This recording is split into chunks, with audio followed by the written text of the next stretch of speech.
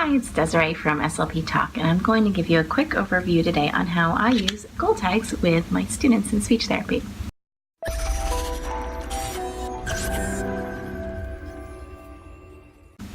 So when my kids come in, the first couple of weeks we're getting settled, we're going through routines, we're going through everything while also targeting their goals, which can make for quite a lot to fit in a session, right? So what I like to do is give them their speech therapy goal tags, which they'll use throughout the year. The first tag we add to that is their scheduled card. So they know when they come to speech, and their teacher, it's a nice helpful reminder for them as to when they come to speech as well, because they travel with these goal tags back and forth from their classroom.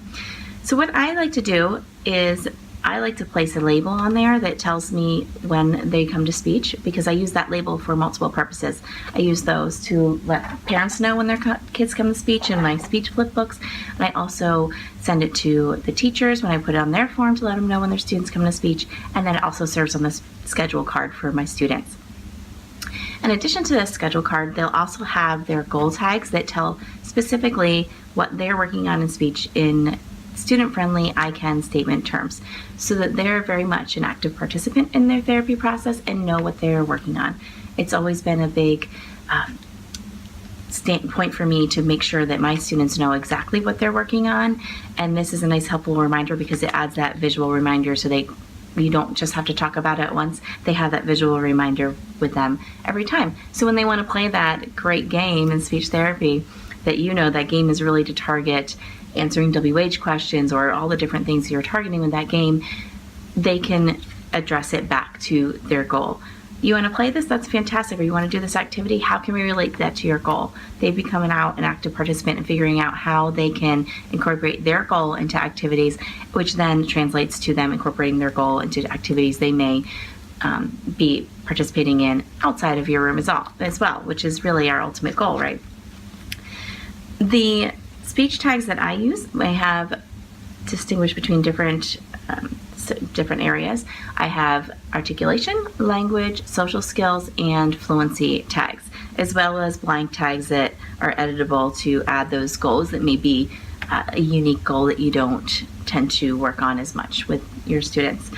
So the articulation ones, if you can see here, they all have a mouth model of producing the sound, as well as they will each have, here we go, where you can see that it's word, sentence, reading, or conversation, so the students will know what level exactly they're working on, as well as the progression on how they're working on those as well. So that's helpful. And I do have students too that will reference the mouth and really work hard. The kids really love their goal tags, I find. I think because we wear badges that they feel very official with them, and so they really like to take that ownership, and they really love them.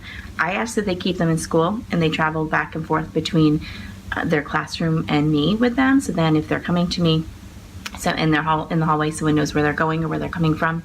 And it also does alleviate some of that time of picking up students as they get to know when their speech times are or where your room is. They can travel independently, which gives you that couple of minutes to try to transition between your groups and things too, which can be a huge time saver. I also have fluency ones, and like I said, you can see that they're written in I can language. We have language ones. I can follow directions. It could be I can follow directions 1 step, 2 step, 3 steps, or more specifically, I can follow directions with before and after concepts, or I can follow directions with prepositional phrases. I made sure to include different representations of the students as well. I can get one here to show you guys. This is all the tags on here. I would never give this to a student.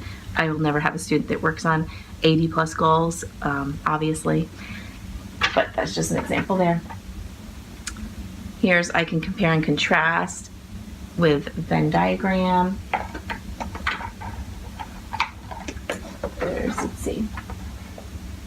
I can answer WH questions. You can see there's different representations, so the student can find, when at all possible, someone that may be similar to them. And there are also sections too where you can select if they're only working on a specific type of WH question. You can indicate that there. Or if they've mastered one, you can maybe put a star, sticker, little something on there, right, with a Sharpie on there. I organize mine in these larger drawers by different areas. You can also organize them in small drawers, or I just put them in a bin last year. Another option, if you're limited on space, which I get, you can also put them in a book. Here I had them bound in a book, and you can just cut them out as needed if you'd like. So those are my suggestions on how it may help your students. I'll put a link below to some more information for you, and if you have any questions at all, please don't hesitate to ask. Thanks so much. Have a great day.